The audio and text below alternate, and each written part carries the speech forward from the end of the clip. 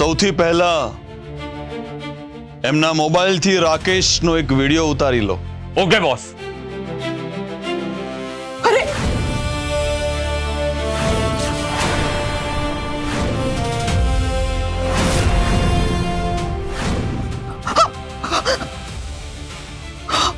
રાકેશ, બોલો.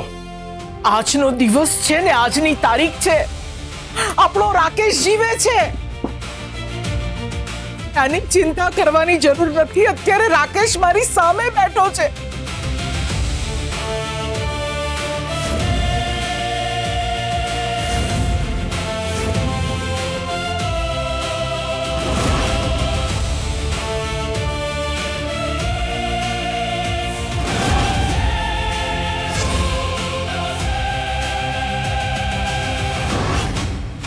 રાકેશ, રાકેશ,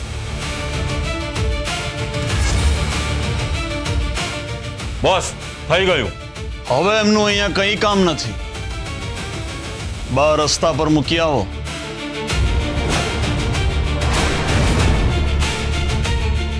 કોણ છો? કોણ છો તમે લોકો? અને આ બધું શું રમત રમી રહ્યા છો? રાકેશ, રાકેશ નિર્દોષ છે, એને છોડી દો. બધું કરીને શું મળવાનું છે તમને? તમે એ બધું જાણવાનો પ્રયત્ન ના કરશો. તમે બસ આ વિડીયો તમારા પરિવારને બતાવી દેજો, એટલે એમને રાહત થઈ જાય કે એમનો દીકરો હજી જીવે છે. પણ તમારે જોઈએ છે શું? શું ઈચ્છો છો તમે લોકો? એ બધું સમય આવશે એટલે તમને જણાવી દઈશું. અત્યારે ચાલો.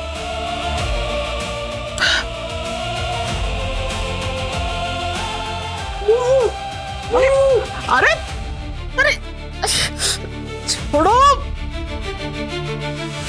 ભગવાન, રાકેશ તું ચિંતા ના કરતો બેટા. અમે તને છોડાવીશું. છોડાવીશું તને રાકેશ.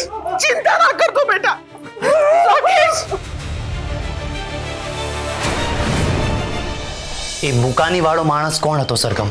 એ માણસ એ જ છે જેણે મારી ઉપર હુમલો કર્યો હતો અને પછી મેં એની બધી જ માહિતી મેળવી છે.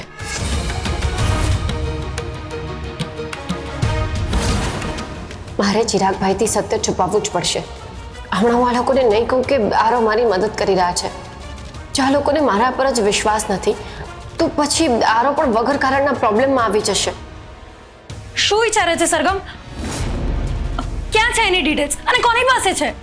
એ વિગતો મેં એક સેફ જગ્યાએ રાખી છે જ્યાંથી આપણને એનું સરનામું અને એની બધી માહિતી મળી જશે. હવે નવી રમત શરૂ કરીને તે જા ગાયત્રી બહારથી લેડી કોન્સ્ટેબલને બોલાવી લાવ. ના મમ્મી, એક મિનિટ શાંતિ રાખ. અત્યારે જો સરગમ સાચું બોલી રહી હશે ને તો આપણે ડાયરેક્ટ રાકેશ અને મોટીબા સુધી પહોંચી શકીશું. એટલે લેડી કોન્સ્ટેબલને બોલાવવાની ઉતાવળ નહીં કર. હા, જો હું પકડાઈ ગઈ ને તો આપણે સત્ય સુધી ક્યારેય નહીં પહોંચી શકીએ. અને હા જ વાત તો હું તમને લોકોને ડે 1 થી સમજાવવાનો પ્રયત્ન કરી રહી છું. પણ જો આ વખતે તું ખોટું બોલતી હઈશ ને સરગમ, તમારો વિશ્વાસ કરજે, હું પોતે જ તને પોલીસના હવાલે કરી દઈશ.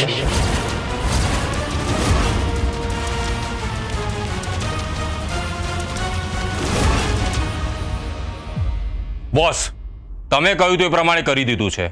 મોટી બાને સુમસાન રસ્તા ઉપર મૂકી આવ્યો છું.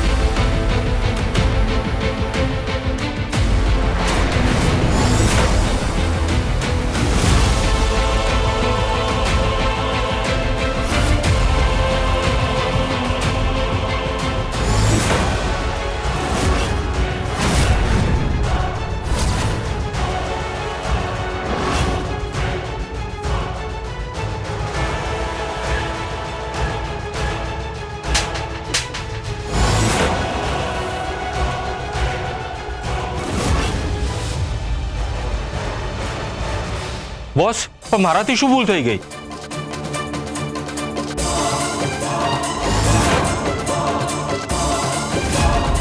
કંઈ યાદ આવ્યું? શું છે આ? બોસ આ તો મારું ડ્રાઇવિંગ લાયસન્સ અને આધાર કાર્ડ છે. આ તમારી પાસે કેવી રીતે આવ્યું? તારી સરગમ સાથે જ્યારે ચપાચપી થઈ હતી ને ત્યારે આ આધાર કાર્ડ અને લાયસન્સ ત્યાં નીચે પડી ગઈ તો તને ખબર પણ છે તે કેટલી મોટી ભૂલ કરી દીધી હતી. Sorry boss. એ તો સારું થયું કે સરગમે આ વાત મારી સાથે ડિસ્કસ કરી. જો એ સીધી તને શોધવા પહોંચી ગઈ હોત તો મારી આખી ગેમ બગડી ગઈ હોત. પણ બોસ સરગમ મારે ઘરે પહોંચી જશે તો?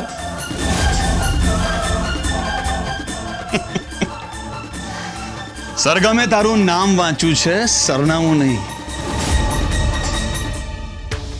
આ આધાર કાર્ડ અને લાયસન્સ મેં એટલે જ એની પાસેથી લઈ લીધા. એ તારા સુધી પહોંચી નહીં શકે. હવે આગળ શું કરવાનું છે એ હું જોઈ લઈશ.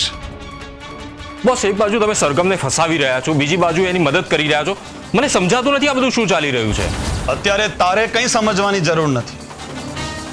જેટલું કીધું છે ને એટલું જ કર.